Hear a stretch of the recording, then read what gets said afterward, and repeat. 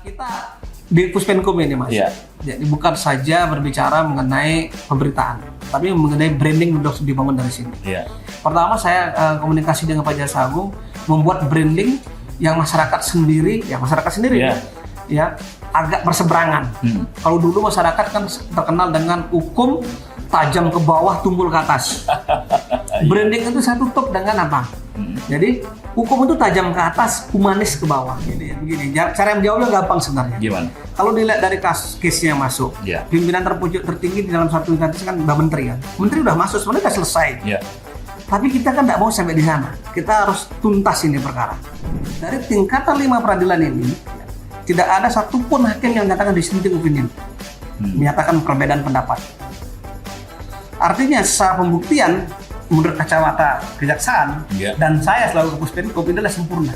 Nah, Puspenkum itu hanya menyampaikan sesuatu yang sudah final, yang sudah terang benderang. Jadi kalau nanti gimana Pak? Nah, terus kemungkinannya gimana Pak? Itu nggak boleh jawab. Nggak boleh ya? Jawabannya cuma satu, nanti kita dalami. Satu. Yang kedua ada lagi, nanti kita lihat perkembangannya. Cuma dua cuma satu.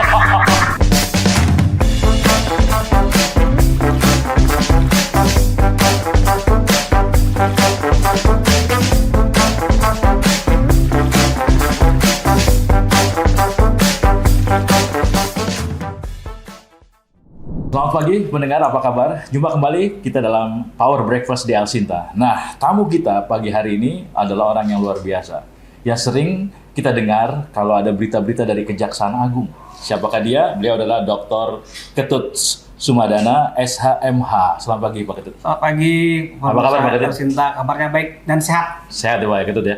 Pak Ketut, sebelum kita ngobrol, kalau pagi-pagi gini aktivitas ya. Kalau saya kan minum kopi gitu. Kalau Pak Ketut apa nih Pak Ketut? Kalau saya pagi-pagi harus membuat clipping paste untuk pimpinan, konsumsi pimpinan dulu. Jadi jam 5:30 kita membuat clipping paste. Clipping paste itu adalah clipping paste seluruh Indonesia. Kita kumpulkan semua berita, kita kasih konsumsi untuk pimpinan, khusus mengenai berita-berita tentang kejaksaan. Jam berapa tadi Pak? Jam 5:30. 5:30? Iya. Anak buahnya kasihan kali Pak. anak saya itu udah jam 5 udah bangun mereka, jam 4 udah bangun. Dia habis sholat subuh dia bikinkan clipping paste. Jadi kita bikin clipping paste itu tiap hari 2 kali. Pagi jam 7 sudah nyampe di semua pimpinan, unsur pimpinan di Jaksa Agung, Wakil Jaksa Agung, Jam, semua ada 20 pimpinan lah dan beberapa teman-teman yang ada di Intel juga kita kasih. Jadi melek mata udah kasus hukum gitu Pak ya. Pas dibaca, oh ini di review, ini dilaporin ke Pak Kejaksaan Agung harus begini begitu ya. Kita harus memberikan informasi sebelum beliau bangun. Sadis juga nih Pak. Kita harus lebih dulu tahu informasi mengenai kejaksaan di seluruh Indonesia. Baik itu yang tonnya positif, netral maupun negatif. Karena pimpinan biar bisa mengantisipasi ketika itu ada masalah yang menjadi viral, besar, yang membawa dampak negatif terhadap institusi. Ya, tapi emang begitu ya Pak Ketut ya? Itu sehari 2 kali loh kita bikin. Pagi sama sore ya? Termasuk libur pun kita bikin kan. Tapi emang apa, kalau Pak Kejaksaan Agung tuh selalu begitu ya? Misalnya butuh informasi langsung telepon Pak Ketut, Pak Puspenkum. Oh iya, Puspenkum itu bukan hanya menyalurkan informasi kepada media dan masyarakat, tetapi juga mencari informasi. Ya kan? Sehingga kami di sini punya grup sampai 2.500 kurang lebih. Grup baik yang online, media cetak, media elektronik. Jadi kita punya 15 sampai 16 grup itu. Isinya rata-rata ada yang 200, ada yang 150, ada yang baru dibikin gitu. Tak maksudnya semua. Saya tidak melihat bahwa ini korannya besar, kayak medianya besar atau kecil, semua kita akomodir. Karena dari teman-teman wartawan juga cerita kalau WA Pak Ketut pasti dijawab gitu ya? Pasti dijawab, walaupun kadang-kadang agak telat. Karena sibuk katanya. Karena Pak Ketut ini bukan hanya sebagai Kapuspenkum di Kejaksaan Agung, saya baca juga Bapak juga sebagai penguji ya Pak ya, di kampus. Kadang-kadang ikut jadi narasumber di beberapa tempat lah, di BUMN, kadang-kadang diundang ya, di kampus diundang untuk sebagai penguji. Ya, itu untuk menyegarkan otak, merefresh otak. Emang passionnya di situ Pak? Atau selalu ingin menyampaikan sesuatu begitu ya? Dulu latar belakang saya memang dosen dulu. Dosen beberapa perguruan tinggi ya. Terus sekarang dikasih kesempatan, ya mau tidak mau kita harus merefresh lagi. Nggak mungkin hilang ketika kita sudah sibuk, tapi kita sempatkan juga untuk membagi ilmu sama teman-teman mahasiswa. Biasanya di seorang pria, seorang suami yang hebat, pasti ada seorang istri yang hebat Pak gitu dan keluarga yang support. Jangan sampai disalah gunakan gitu. kalau istrinya banyak nanti lebih hebat suaminya. Jangan. Yang jelas segini, keluarga support saya semuanya sepenuhnya ya. Yeah. Karena tugas seorang jaksa ini kan pindah-pindah ya. Kemudian harus kalau mau ngejar karir ya, kalau mau mendapatkan sesuatu harus berani meninggalkan sesuatu. Itu prinsip saya. Yeah. Jadi kalau kita memang harus karirnya melesat misalnya kayak gitu ya, kita harus berani meninggalkan apa yang melekat pada diri kita. Itu harus sudah hukum alam lah kalau di kejaksaan, kalau di orang-orang yang tugasnya di pusat itu Kak Polri, hakim bersama lah kita. Soalnya saya lihat nih Pak dari track recordnya Pak Ketut ya, Bapak ini termasuk yang lumayan lama menjadi Kapus Penkum kan. Artinya sebenarnya berhadapan langsung dengan masyarakat, wartawan dan mensajikan data-data yang akurat ke atasan, pimpinan dan sebagainya. Ini 2 tahun bukan waktu yang lain kayaknya nggak kurang dari 2 tahun tuh Pak sudah rotasi begitu. Ini udah menjadi pembahasan di internal maupun eksternal. Berarti tepat sih ya. Iya, tapi ya karena ini kebutuhan institusi ya, bukan hanya kebutuhan pribadi yang harus kita bangun di sini. Bagaimana institusi ini bisa bergerak, bisa berjalan, informasi nyampe ke masyarakat, nyampe ke media, media menjadi enjoy juga kan. Karena kita membangun sesuatu seperti sekarang ini bukan hal yang mudah. Ya, kita sekarang media ini terbuka semua. Kapan saja bisa kontak kapusnya. Betul. Ya kan, di mana saja bisa doorstop, di mana saja bisa press conference. Ya, terus TV kapan aja bisa masuk. Dan itu memang diberikan kelonggaran oleh Pak Jaksa Agung. Ketika Pak Jaksa Agung manggil saya jadi Kapus Penkum, kamu harus segera buka pintu sebesar-besarnya. Ya, kinerja kejaksaan harus nyampe semua ke masyarakat.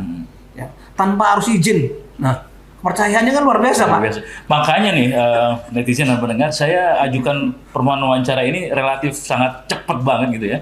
Langsung di-okein. Nah, ini, ya. Kita bisa langsung seperti ini ya, Pak. Minggu ini sudah ada beberapa yang ngajukan. Tapi karena El Sinta sering ya wawancara saya, tiba-tiba gitu minta kan, nggak apa-apa, udah oke aja. Saya tuh dari zamannya Pak Suhandoyo, Pak, udah wawancara kayak begini, dan Pak Ketut makin lagi nih kan gitu ya, bisa tektokan langsung. Tapi ngomong-ngomong Pak Ketut itu kan bajunya tuh agak extraordinary nih. Oh ini? Oh iya. Ini kenapa nih? Ini yang lain nggak kayak begini soalnya. Begini, kita di Puspenkum ini Mas. Iya. Jadi bukan saja berbicara mengenai pemberitaan, tapi mengenai branding sudah dibangun dari sini. Iya. Pertama saya komunikasi dengan Pak Jaksa Agung, membuat branding yang masyarakat sendiri ya agak berseberangan. Kalau dulu masyarakat kan terkenal dengan hukum tajam ke bawah, tumpul ke atas. Branding itu saya tutup dengan apa? Jadi hukum itu tajam ke atas, humanis ke bawah. Itu loh. Harus mengayomi di bawah ini. Nah, kita bikin branding begitu, bikin bukunya, bikin beberapa beritanya, headline kemana-mana, jadi menjadi miliknya kejaksaan sekarang. Penegakan hukum humanis itu miliknya kejaksaan. Harus begitu ya. Nah, kita branding dari Puspenkum. Nah, kemudian saya tidak mau berpangkat berhadapan dengan teman-teman media yang ya cantik-cantik gitu kan, yang apa namanya istilahnya, saya nggak mau kelihatan serem. Jadi maunya friendly gitu loh, ramah-tamah muncul gitu. Terus orang juga nggak ada jarak kalau kita nggak pakai pangkat kan. Mau ngomong apa saja Pak, mau nanya apa saja boleh. Pantas ini, jadi pakai rompi ini pangkatnya diketutup. Pangkatnya tidak kelihatan. Gitu. Nanti kalau pangkatnya kelihatan tuh, wah alangkah gagahnya. Kalau bintang 2 salah ngomong kan bahaya. Tapi kalau ketutup ini kan kebaik-baikan aja kan. Lebih kayak seorang teman begitu ya, menyampaikan sesuatu ya Pak. Jadi kita nyampaikan dari hati, mereka juga nyampaikannya dari hati. Iya. Kalau kayak begitu, artinya skill public speaking, skill bersosialisasi udah pol semua Pak ya, udah bisa. Kebetulan di sini tidak hanya public speaking, kita harus belajar networking karena di sini di samping ada terkait dengan pemberitaan ya, juga kita punya bidang khusus mengenai hubungan terlembaga. Jadi networking dengan partai politik, networking dengan legislatif, dengan eksekutif, dengan semua bidang termasuk wartawan, termasuk media hari ini itu harus dibangun dengan baik. Tapi hubungan terhadap tersangka nggak boleh. Nggak boleh dong. Nggak boleh bertamu ya Pak ya. Nggak boleh berteman. Iya, apalagi main badminton nggak boleh Pak ya. Tapi kadang-kadang begini, kita kan nggak tahu ini apakah besoknya menjadi tersangka apa enggak. Kita berteman sama siapa saja bisa kan. Kadang-kadang kita foto di mana saja kan. Tapi ini bisa menjadi bahan buat mereka yang tidak suka dengan kita. Olahraganya apa sih Pak? Saya kebetulan hobi olahraganya sedikit Mas. Dulu waktu kecil tuh ikut basket. Sekarang sepedaan aja. Karena sudah merasa tua. Badminton nggak ya Pak ya? Kalau ada yang ngajak bisa aja. Hati-hati loh Pak, lagi viral badminton. Iya. Oke, pendengar, Anda masih dalam Power Breakfast di El Sinta. Kita juga bisa simak di YouTube El Sinta dan juga di YouTube Kejaksaan Agung nih. Dan disiarkan secara apik oleh kita semua demi untuk masyarakat pendengar dan juga netizen informasi-informasi dari Kejaksaan Agung. Pak Ketut, kalau nggak salah dulu sempat juga berkiprah di KPK. Iya. Nah, kasus Aulia Pohan. Iya, benar. Terus kasus gubernur-gubernur ya. Iya. Sekarang ini di Kejaksaan Agung, apa bedanya Pak? Dulu di KPK, sekarang di Kejaksaan Agung. Kayaknya sih masih di bidang hukum, tapi kayaknya dulu garang banget ya Pak ya. KPK kan garang banget katanya ya. Sekarang aduhai gitu kan. Begini, gimana Pak?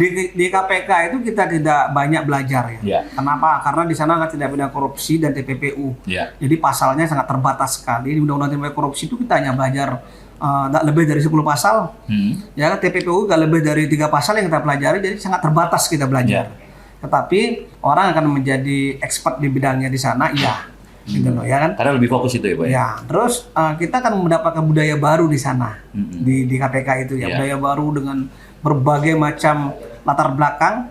Mereka bisa menjadi satu kesatuan di KPK. Itu membuat budaya baru dan zero tolerannya juga kita bisa gini kan, integritasnya juga cukup bagus zaman itu ya. Nah, di kejaksaan ini tugas fungsi kewenangan kejaksaan sangat luas. Undang-undangnya ribuan yang harus pelajari. Karena ada tindak pidana umum, ada tindak pidana korupsi, ada pelanggaran HAM berat bahkan itu kan yang spesifik lagi kan. Itu harus kita paham itu. Nggak boleh tidak gitu loh. Nah, sebagai humas di kejaksaan jauh lebih susah dibandingkan di teman-teman yang sebelah. Kenapa? Kan tadi kita harus belajar tindak pidana umum seperti perkara Sambo misalnya kan, perkaranya apa lagi, Teddy Minasa tentang narkotika. Dan terakhir adalah perkaranya si apa namanya yang di BTS pesantren ya. Ala Zaitun. Nah, ini juga harus dapat tahu pasalnya apa, seperti apa perbuatannya. Nah, belum kita bicara dengan korupsi. Jadi lebih komplit yang kita harus pelajari di kejaksaan. Kayaknya tapi ya setuju nggak sih kita kalau Pak Ketut nih balik lagi ke KPK? Kalau dulu kan garang ya. Sekarang supaya lebih garang lagi gitu kan? Jangan ya Pak ya. Aku sudah nggak mau garang-garang lagi. Aku maunya slow yang soft kayak begini kan. Iya. Tapi kayaknya butuh tuh apa nation call Pak. Pak, kita ke kasus-kasus nih Pak ya. Boleh. Belakangan ada yang bilang begini Pak. Sebenarnya Kejaksaan Agung tuh punya list kasus, ya kan? Nah, kapan mau dikeluarin tergantung politik penguasa begitu loh. Anggapan ini bagaimana menurut Pak? Soalnya gini, ini giliran ada yang mau naik nih, wah ini kasusnya nih keluarin. Ini kayaknya ngomongnya di Mas Aryo ini tahun politik ini kan? Justru itu Pak, nanti nyambungnya ke situ. Gimana Pak? Jadi gini, kita tidak dapat memungkiri ketika kita bicara di zamannya di waktu yang tadi, momen yang tadi. Kalau momennya sekarang tahun politik, apapun yang kita sampaikan, kita keluarkan, kita tindak, itu pasti orang pikirannya ini politisasi nih. Itu tidak saja di Kejaksaan Agung, tapi juga di daerah. Itu loh, ya kan? Nah, kita sebenarnya nggak ada persinggungan sama sekali dengan politik. Bahkan kita dengan instruksi Jaksa Agung nomor 35 tahun 2023 kemarin, ya, kita secara tegas menyampaikan bahwa kejaksaan itu sebagai penegak hukum yang netral, sehingga di beberapa case yang terkait dengan orang-orang yang mau mendaftarkan legislatif dan eksekutif, kita tunda, kita hold selama kurang lebih sampai Februari. Nah, itu yang dilakukan oleh Pak Jaksa Agung. Maksudnya apa? Tadi untuk menjaga netralitas. Yang kedua, kita tidak mau ya tangan kita dipakai nabok orang. Kenapa? Karena orang kalau sudah dipanggil, cap masyarakat itu berbeda, Mas. Udah cap negatif, udah dibilang koruptor, padahal belum tentu dia bersalah, belum tentu dia sebagai pelakunya. Gitu loh. Ini kita nggak mau. Kita nggak mau dijadiin alat politisasi, nggak mau dijadikan alat penguasa. Dan sama sekali itu nggak ada. Kita pastikan udah ada. Perkara BTS naik, habis-habisan saya dicerca. Semua panggil, telepon ini, gimana tuh kapusnya? Bisa tidur nggak situ Pak? Ya udah pasti nggak bisa tidur. Sama Pak, saya juga dengerinnya nggak bisa tidur pagi Bapak. Itu barangnya beberapa case yang begitu saya lihat sih sangat besar ya. Yang ada terkait partai A, partai B, dia dibilang kita tidak netral, tidak independen ya. Tapi secara berlahan-lahan masyarakat akan semakin yakin ya, bahwa kita memang betul-betul independen. Semua warna sudah kita periksa, semua warna loh. Dan bahkan sudah kita jadi tersangka karena Pak Jaksa Agungnya sangat tegas. Kita nggak mau apapun yang terjadi di lapangan, kita nggak mau dibawa ke ranah politik. Dilalah kata orang Jawa itu Pak. kok keluarnya pas banget. Ini partai, ini koalisi lagi naikin salah satu calon presidennya gitu. Nah, ini sebenarnya waktunya yang salah. Bukan penanganan perkaranya. Ini perkara, contoh saya BTS lah ya. Saya bicara BTS ya. Jadi BTS 1 tahun sebelumnya kita sudah melakukan penyelidikan. Karena apa? Karena BTS itu tersebar seluruh Indonesia. Dari sekian ribu BTS yang dibangun, itu nggak mungkin kita melakukan penyelidikan 1-2 minggu, 1-2 bulan, nggak mungkin. Pasti bertahun-tahun penyelidikan. Untuk menaikkan perkara yang seperti itu kan tidak mudah, apalagi kerugiannya sampai 8 triliun. Sehingga ini sudah setahun yang lalu, momennya bukan momen. Pas pada saat kita mengumumkan itu memang posisinya dari posisi pemilu. Gitu loh. Dan menurut saya sih nggak salah, karena juga banyak juga yang lain juga seperti itu. Kayak kita manggil Ketua Umum Golkar misalnya. Rame. Kita manggil orang PDIP kita jadiin tersangka di kasusnya Sendawar, PD Sendawar di Kalimantan. Itu juga rame. Padahal nggak ada hubungannya sama sekali. Nah sekarang alat politik mana yang bisa intervensi kita? Nggak ada. Gitu loh. Tapi ya kaitan dengan tersangka BTS nih Pak, ini nyambung ke BTS Pak. Itu yang menjadi tersangka sudah optimal Pak. Artinya memang pucuk-pucuk pimpinan yang harus bertanggung jawab. Katanya ada pucuk pimpinan partai politik yang belum kena nih Pak, bawahnya yang kena nih gitu. Ini menjawab itu gimana? Begini. Cara menjawabnya gampang sebenarnya. Gimana? Kalau dilihat dari case-nya masuk, pimpinan terpucuk tertinggi di dalam satu instansi kan udah menteri kan. Menteri udah masuk, sebenarnya udah selesai. Tapi kita kan nggak mau sampai di sana. Kita harus tuntas ini perkara. Ya kan. Awalnya kita menetapkan 6 tersangka dan sekarang sudah sidang mereka 6-6-nya ya. Kemudian ini bergerak karena ada aliran dana sekian dari beberapa orang, kita panggil dan kita dalami, ternyata kita ketemu. Tetapkan lagi 2. Terus tetapkan lagi 3. Akhirnya kita menetapkan kurang lebih 14 tersangka.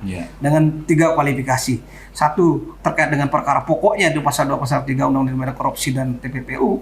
Yang kedua terkait dengan obstruction of justice, ada 1 orang perkara satu orang yang menjadi tersangka obstruction of justice.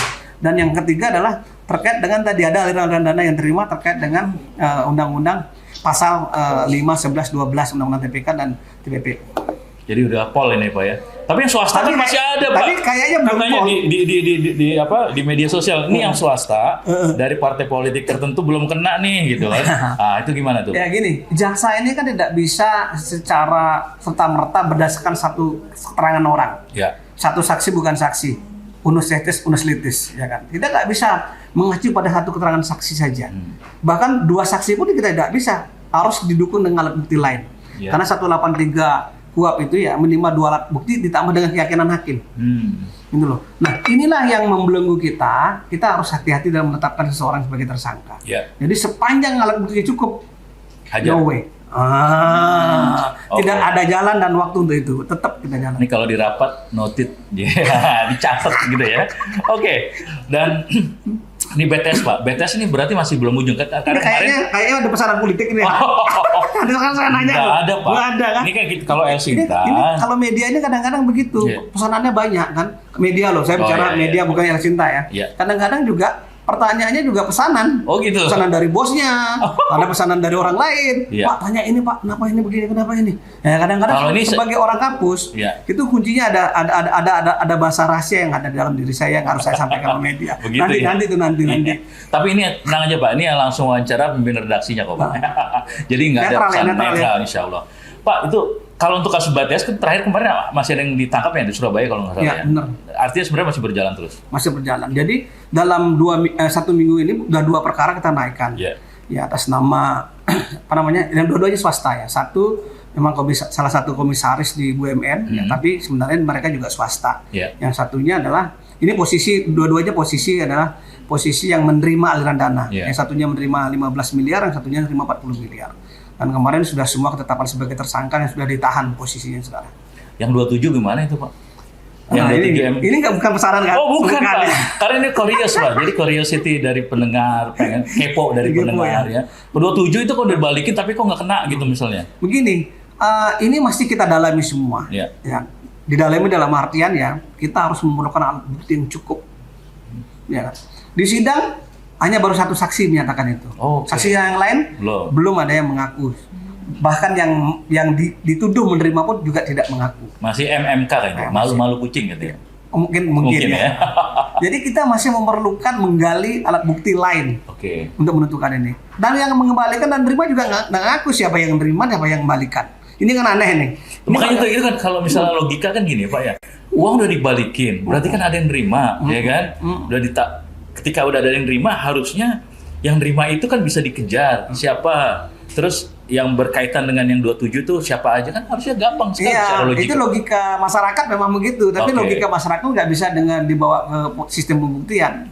Karena sistem pembuktian itu harus lebih terang daripada cahaya katanya kan. Cahaya di atas cahaya gitu ya. Maka dari itu memang kita perlu kuat dari sisi pembuktian dan kita juga yakin bahwa itu yang betul-betul ada. Saya sebenarnya keyakinan ada, tapi alat bukti yang masih kurang. Nah gitu tuh. Catat tuh ya. Catat itu. Ketika alat bukti itu sudah cukup, no way juga. Naik juga ya Pak ya? Ketika alat bukti sudah cukup, jadi jangan dibawa-bawa lah. Siap. Jadi kalau naik juga kan dia naik saja kan. Kalau naik berarti tidak ada seperti itu. Ketika alat buktinya cukup, tidak ada yang bisa kita tutupi. Wah. Ini kalau ada durasi panjang, saya mau terus tanya tentang BTS sih, tapi kayaknya masih banyak yang harus saya tanya. Boleh. Jadi kita jeda dulu untuk menyimak yang berikut ini, Pak. Boleh. Jangan kemana-mana, tetap terus dalam Power Breakfast di El Sinta. Baik mendengar, kita masih dalam Power Breakfast di El Sinta bersama Kapus Penkum Kejaksaan Agung. Ada Pak Ketut. Pak Ketut, kita minum dulu ya, Pak ya. Pagi-pagi kayaknya kalau nggak minum Pak Ketut teh, saya kopi. Saya memang lebih senang teh. Bukan teh ya. Nah, itu dia. Saya mau tanya, kalau teh yang di Jawa Barat itu bahaya, Pak. Kalau teh yang diminum oke lah, gitu ya. Pak, bicara mengenai teh nih, Pak. Ini tehnya ini bukan teh.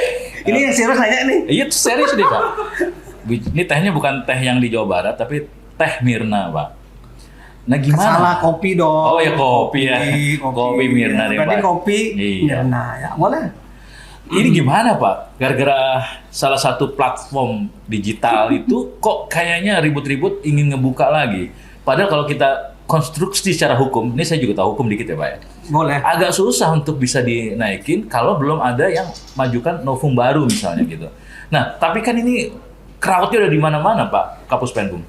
Begini, apa yang disampaikan ya oleh siapapun itu. Iya. Baik penasihat hukumnya, baik saudara Mirna, ya, sepanjang itu melalui koridor hukum saya akan menghargai dan sangat menghormati, gitu loh.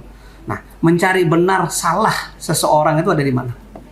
Di pengadilan kan, ya kan? Kecuali bahwa kepingin mencari pembenaran. Ngerti nggak maksud saya? Iya. Ini kebenaran dan pembenaran beda-beda tipis nih, tapi beda banget ya Pak. Ya sudahlah, biar netizen yang tahu lah. Ya, jadi menurut kami di Kejaksaan, perkara ini sudah selesai. Catat ya, sudah selesai. Kenapa? Satu perkara ini ya, sudah diuji melalui 5 tingkatan persidangan. Ya. Pertama di Pengadilan Negeri, terbukti 20 tahun. Ya. Kedua di Pengadilan Tinggi, terbukti juga sama. Ya. Ketiga di Mahkamah Agung.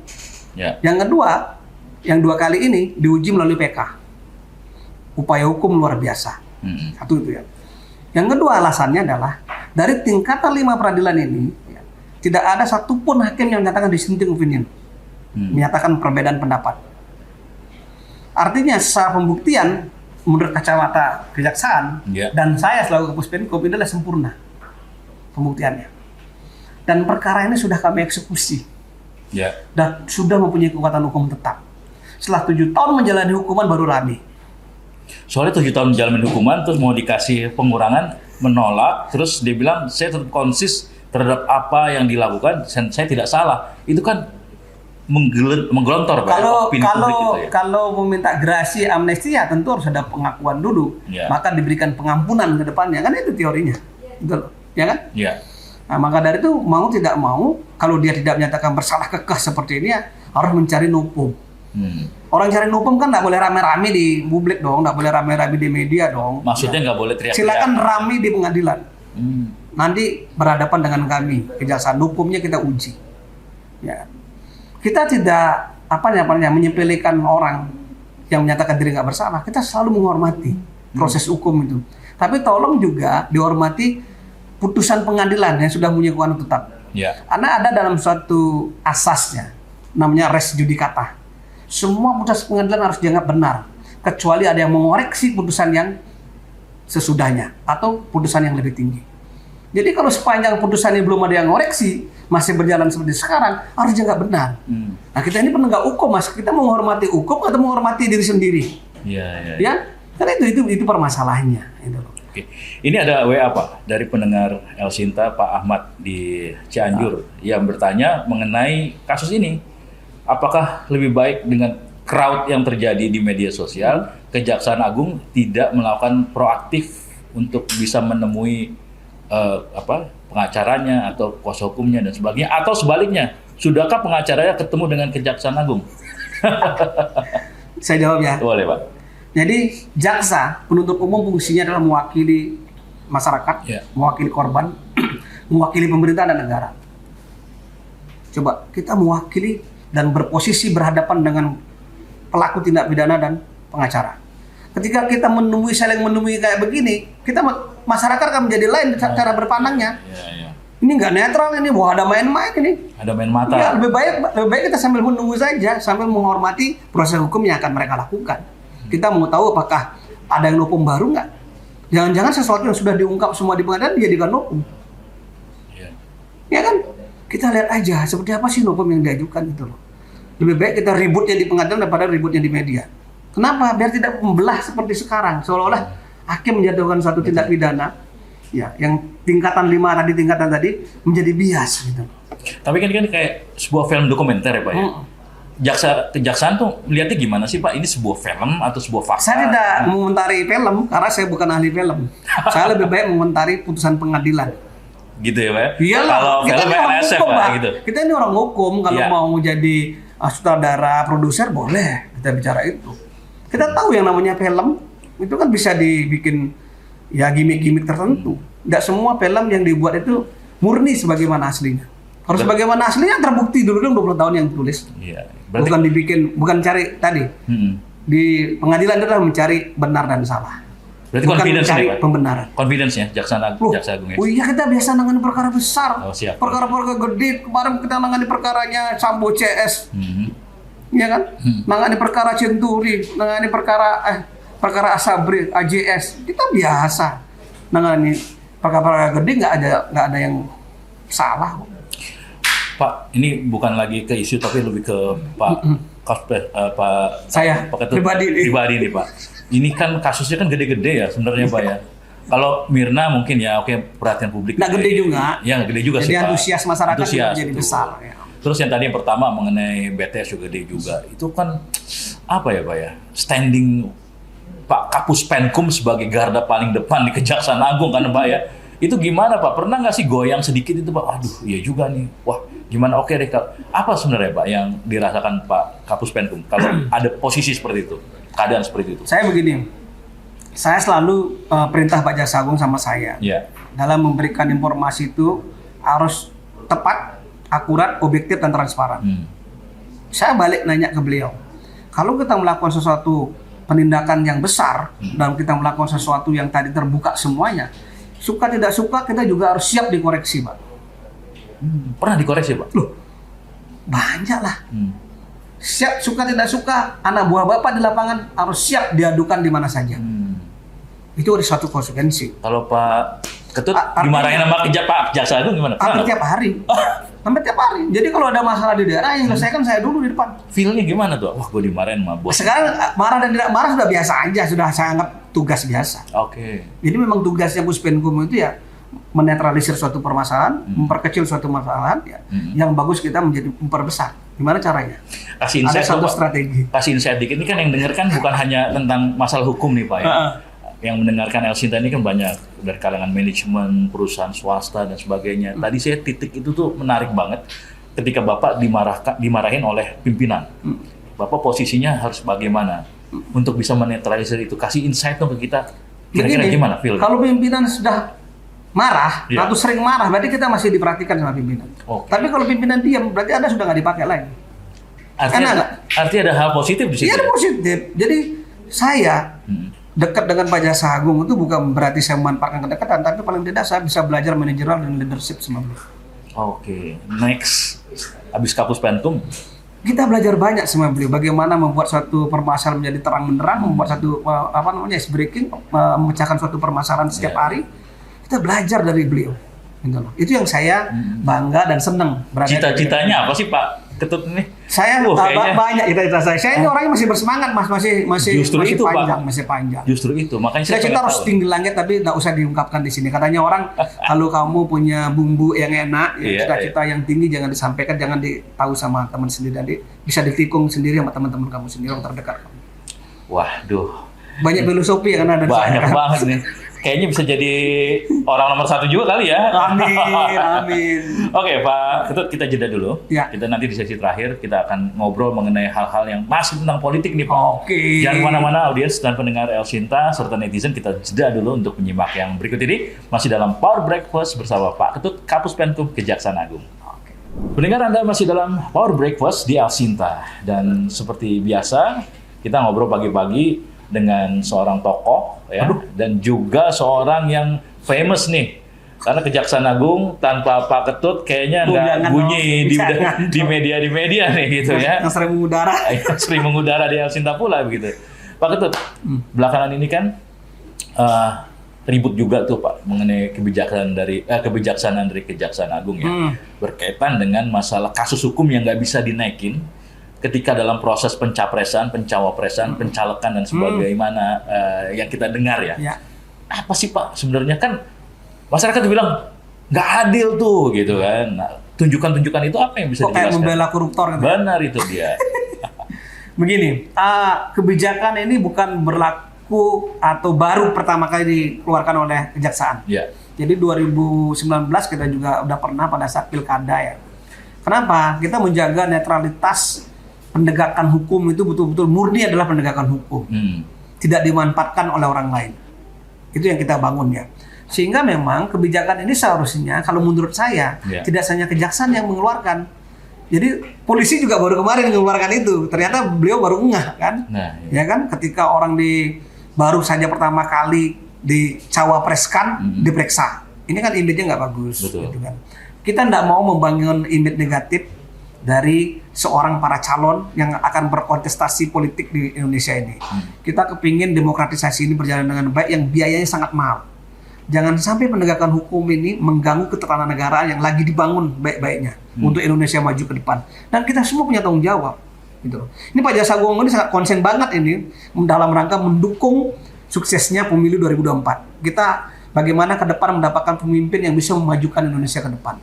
Gitu loh. Ini jangan sampai terganggu dengan hal-hal yang tadi. Tapi bukan saja di pusat, tapi di daerah juga ya.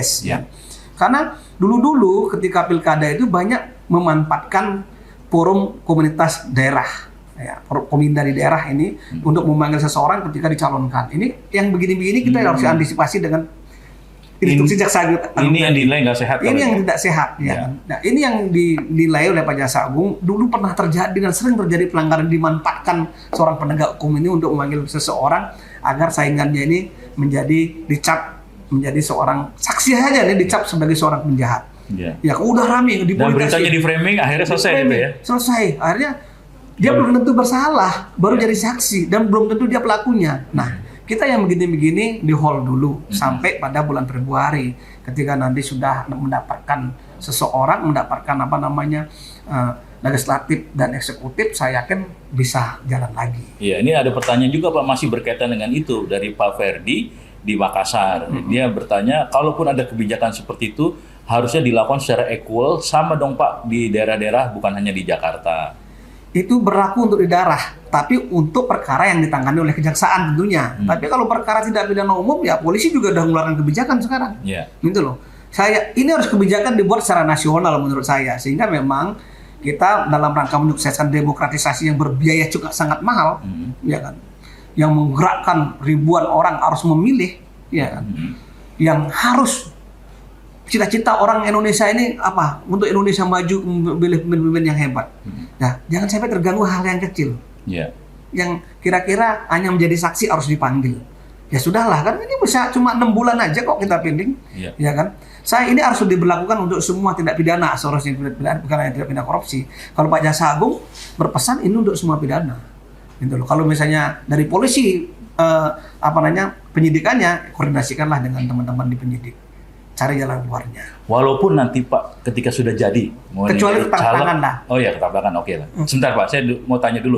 Kecuali kalau yang udah jadi nanti Pak, ketika udah jadi, misalnya udah jadi legislatif, udah jadi jabatan-jabatan tertentu di negeri ini, ya di eksekutif ya, akan tetap tegas Pak.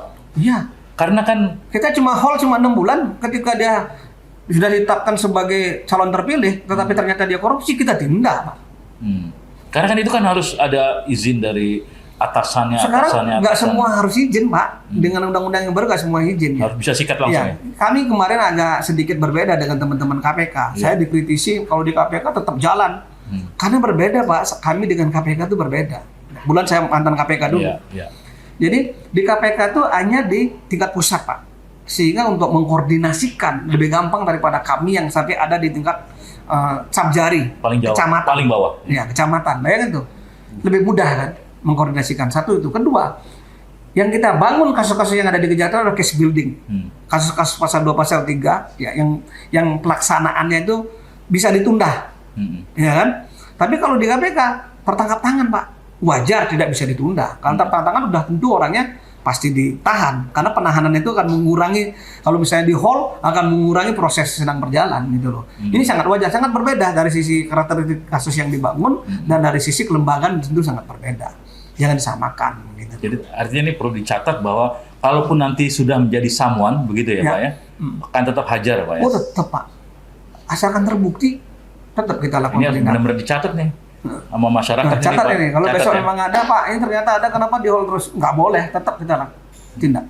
Gitu ya Pak. Ngomong-ngomong tadi bicara mengenai tangkap tangan, Kejaksaan Agung juga tangkap tangan juga nggak sih Pak? Saya dulu tertangkap tangan berapa kali, waktu saya jadi Kejari Mataram, anggota DPRD saya tertangkap tangan, saya bikin. Terus Kepala Dinas Pariwisata kita tertangkap tangan, kita bikin.